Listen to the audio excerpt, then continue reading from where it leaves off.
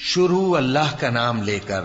جو بڑا مہربان نہایت رحم والا ہے۔ جب سورج لپیٹ لیا جائے گا اور جب تارے بے نور ہو جائیں گے اور جب پہاڑ چلائے جائیں گے اور جب بیاہنے والی اونٹنیاں یوں ہی چھوڑ دی جائیں گی اور جب وحشی جانور جمع کیے جائیں گے اور جب سمندر آگ ہو جائیں گے اور جب روحیں جسموں سے ملا دی جائیں گی اور جب اس بچی سے جو زندہ دفنا دی گئی ہو پوچھا جائے گا کہ وہ کس گناہ کے سبب قتل کر دی گئی، اور جب اعمال کے دفتر کھولے جائیں گے اور جب آسمان کی کھال کھینچ لی جائے گی اور جب دوزخ کی آگ بھڑکائی جائے گی اور جب بہشت قریب لائی جائے گی،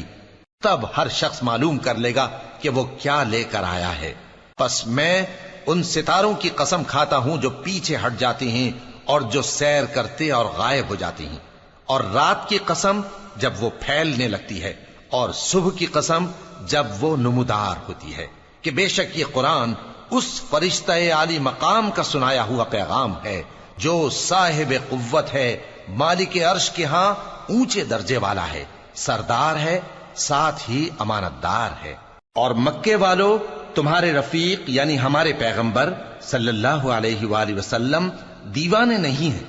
اور بے شک انہوں نے اس فرشتے کو آسمان کے کھلے کنارے پر دیکھا ہے،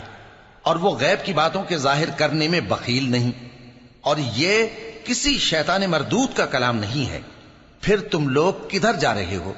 یہ قرآن تو تمام جہانوں کے لیے نصیحت ہے،